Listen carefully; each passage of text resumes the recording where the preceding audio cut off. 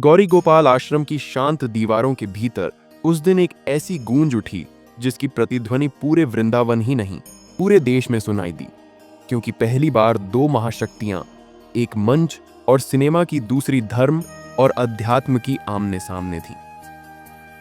सदी के महानायक अमिताभ बच्चन जब चुपचाप रोते रोते श्री बांके बिहारी के दर्शन करके गौरी गोपाल आश्रम पहुंचे, तो किसी को अंदाजा नहीं था कि वह सिर्फ शांति की तलाश में नहीं, एक गहरे सवाल और तड़प को लेकर वहां आए हैं। लेकिन माहौल और भी विस्फोटक तब बन गया जब उसी दिन वहां पहुंचे वृंदावन के तेजस्वी कथावाचक, लाखों युवाओं के प्रेरणा स्रोत श्री अनिरुद्धाचार्य जी। और फिर हुआ वो जिसे भक्त भी देख दंग रह गए। दोनों के बीच वृंदावन कॉरिडोर को लेकर एक ऐसी बहस छिड़ गई जिसमें शब्द नहीं, भावनाएं टकरा रही थीं। बच्चन साहब ने आंखों में आंसू लेकर कहा, क्या वृंदावन अब सिर्फ एक पर्यटन केंद्र बनकर रह जाएगा? क्या यहाँ की दिव्यता अब सीमेंट और टाइलों में दबी रहेगी? इस पर अनिरुद्धाचार्य जी थोड़े मौन हुए, लेकिन फिर उसी आक्रोश से बोले जो उनके प्रवचनों की आत्मा होता है। बच्चन जी, वृंदावन लीला भूमि है, इसे पर्यटन स्थल समझना सबसे बड़ा अधर्म है। बच्चन साहब ने आगे कहा, मैंने अपने जीवन में बहुत कुछ देखा, बहुत कुछ सहा, पर जब मैं यहाँ आया तो मुझे लगा मैं सचमुच प्रभु के चरणों में हूँ। लेकिन अब लगता है जैसे भगवान को भी दीवारों के पीछे बंद किया जा रहा है। तभी अनिरुद्धाचार्य जी ने कहा, और यही हमारे लिए चुनौती है। इस विकास के नाम पर चल रहे विनाश को रोकना। और आश्रम में मौजूद सैकड़ों श्रद्धालु सांस रोके इस दिव्य बहस को देख रहे थे। बच्चन जी ने भावुक होकर कहा, अगर हम अब भी नहीं बोले तो आने वाली पीढ़ियां वृंदावन को सिर्फ किताबों में पढ़ेंगी।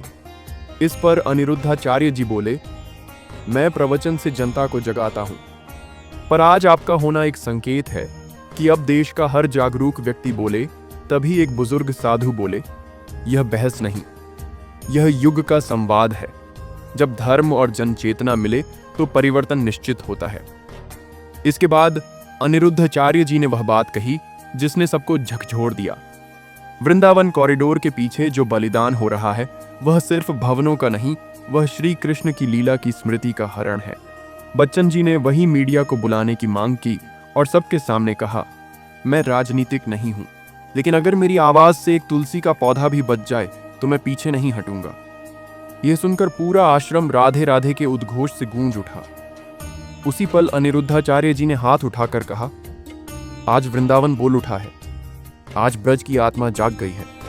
और फिर दोनों ने एक साथ कहा, वृंदावन को रहने दो वैसा जैसा वो है, क्योंकि लीला भूमि कभी बदली नहीं जा सकती।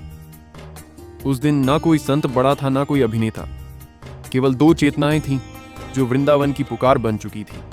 और यही वह चेतावनी थी जो पूरे देश को सुनाई कि अगर अब भी नहीं जगे तो वह वृंदावन जो राधा कृष्ण की सांसों में बसता है धीरे धीरे आधुनिकता की रेत में दफन हो जाएगा। लेकिन शायद उस दिन एक चिंगारी उठी थी जो अब आंदोलन बनकर वृंदावन की आत्मा को बचाने को तैयार थी।